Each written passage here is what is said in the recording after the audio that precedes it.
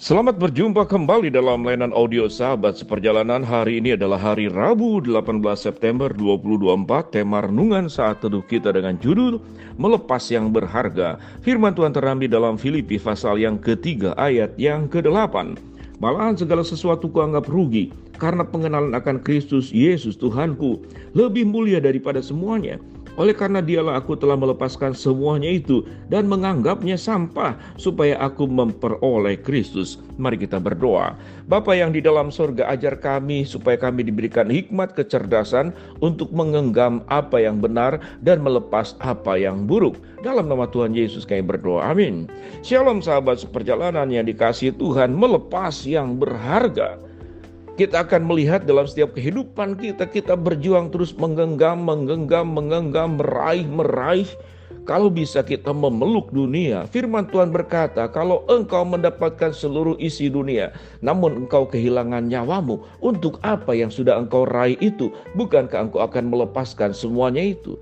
Kita seringkali mendapatkan sebuah istilah dan pepatah yang mengatakan, lahir telanjang, pulang telanjang, lahir menggenggam.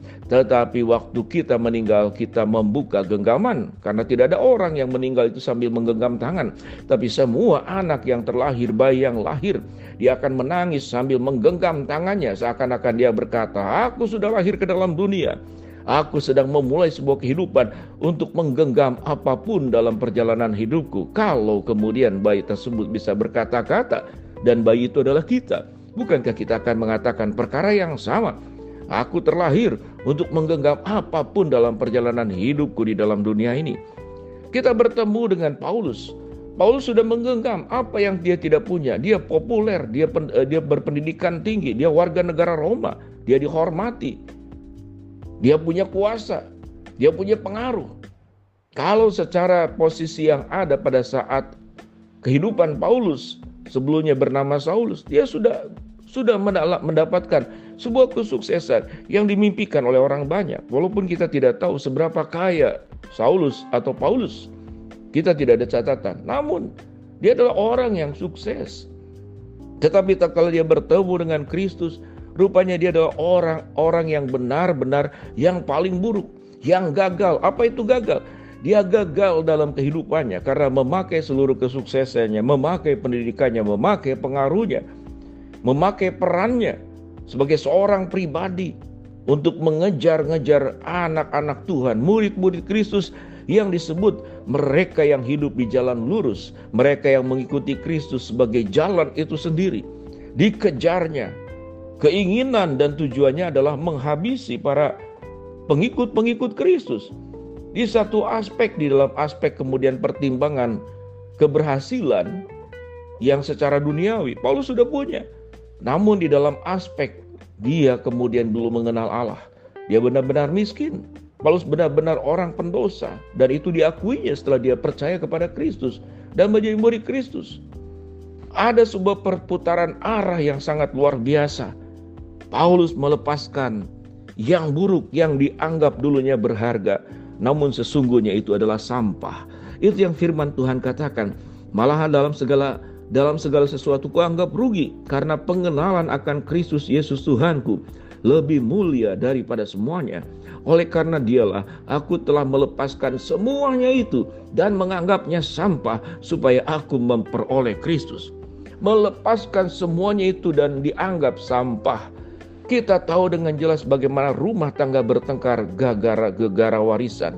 Bagaimana adik kakak kemudian saling menghabisi gara-gara persaingan. Bagaimana kemudian sebuah usaha dan bisnis saling mengkhianati, saling makan satu dengan yang lain gara-gara kerakusan dan hawa nafsu. Bagaimana politik, bagaimana kemudian posisi-posisi yang ada di dalam dunia ini dengan tidak sungkan-sungkan, dengan tanpa rasa malu melakukan tindakan-tindakan buruk, sikut kiri, sikut kanan, tendang kiri, tendang kanan, tekan atas, tekan bawah. Semua itu dihalalkan demi mencapai tujuan dan hawa nafsu keberdosaan hidup manusia.